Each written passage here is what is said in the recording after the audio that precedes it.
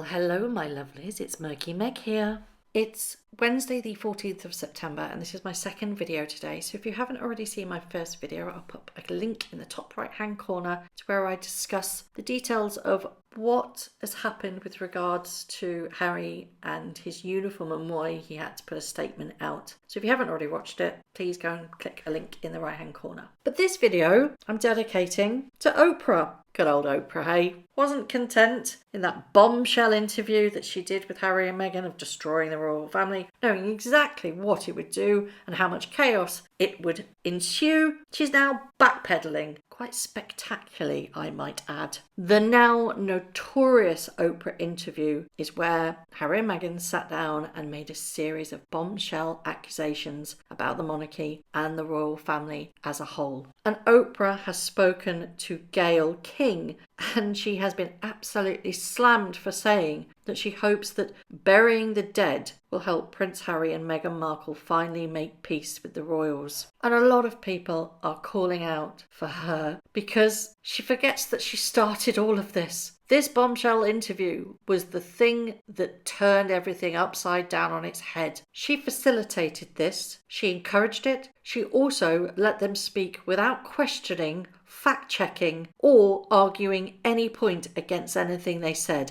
And now she's backtracking? Remember the famous words before it aired, no topic is off limits. You can't backtrack now, Oprah, I'm afraid. The damage is well and truly done. She told Gayle King that she didn't set out to do a bombshell interview when she sat down with Prince Harry and Meghan. I was as surprised by the bombshell as everyone else. Really, Oprah? Really?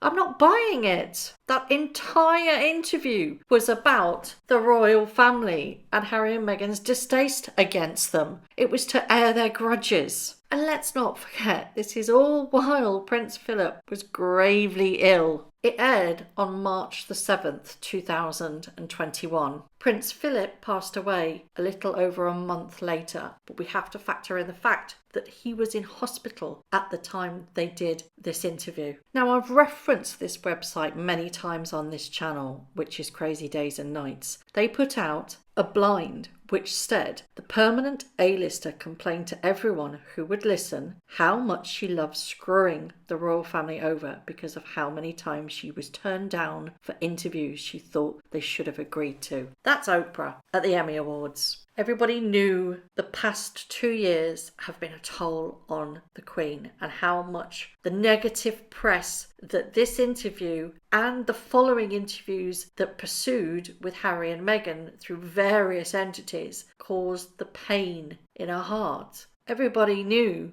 that the Oprah interview was one of the worst things that could have happened to the monarchy. And it really was a bombshell interview. The one saving grace is that people like myself and people on social media were able to unpick all the lies that were said during that interview. And if you haven't already seen it, I did do a video back then unpicking all of the lies. I've put a link in the top right-hand corner here. It's no doubt that Oprah enabled a smear campaign against the Queen and the royal family. And now she's backpedaling. Isn't it funny that at the same time there's rumours that Sunshine Sachs have stopped working with Harry and Meghan, Oprah then backtracks and said, well, I wasn't expecting a bombshell and maybe hopefully the rift will heal. I don't believe in coincidences at all. She never once scrutinised a word of what was said on that interview, never once fact-checked, never once pushed back, accepted it as verbatim. And now the Queen has passed. She's obviously getting quite a lot of pushback. She's all of a sudden gone, no, I washed my hands of it. No, I didn't expect it. Sorry. Not only did she enable this, but her team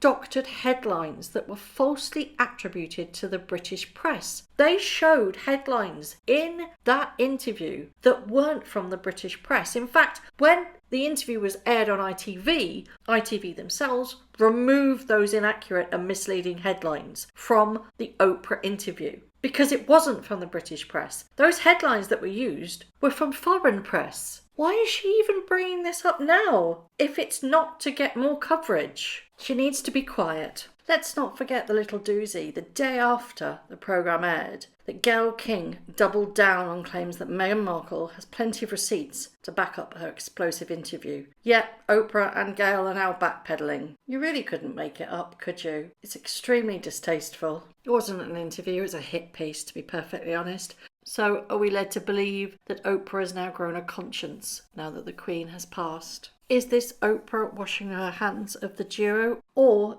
is this her just reacting to the backlash that now the Queen has passed is so rightfully deserved in her direction? If she's trying to wangle an invite to the funeral, well, that's not going to happen, is it? There's even wild conspiracy theories saying that Oprah is at this moment on her way to England, bringing a Stella McCartney dress for Meghan Markle. I'm not buying it. I really am not buying that one. Apparently she will hand deliver it to Meghan, who will then have a final fitting session before wearing it to the funeral. No, Oprah doesn't need to be anywhere near London during the funeral, and I really hope she stays away. I'll be very shocked if she arrives in London, but I wouldn't put it past her. I'd love to know your thoughts on this particular bit. Is Oprah, or will Oprah, be there? Will Gayle King be there in London? I really do hope not. Apparently unnamed sources confirm that Oprah is heavily involved with Meghan in helping her navigate the Queen's funeral. This needs to stop now. It really does. She better not be coming to London, otherwise I will be absolutely furious. So I'd love to know your thoughts on all of this. Why is Oprah backpedaling? It does seem rather unusual that Oprah all of a sudden conveniently suddenly talks about that interview again. Is she just trying to grab headlines knowing that the world is watching what's happening with the Queen's passing? Could she just simply be trying to attach herself to a very prominent, newsworthy situation? Or do you think that she really does have the upper hand when it comes to Meghan Markle and facilitating what she should and shouldn't do while she is around the royals in a state of mourning? It does seem rather odd that she's suddenly just piped up when all of this is said and done to all of a sudden just go, my 2 pence worth. Remember, this was the interview that caused the now infamous Recollections may vary statement from the Queen. And do you really think she'd have the audacity for her to come to the UK while the Queen's funeral and mourning is happening? I'd love to know your thoughts as always. Thank you very much for watching. If you haven't already, please subscribe to my YouTube channel, hit the notification bell and also that like button. I'd like to take this opportunity to thank all of my followers for all the tips and all the emails, DMs that everybody sends to me. It really is greatly appreciated. So thank you very much for watching once again.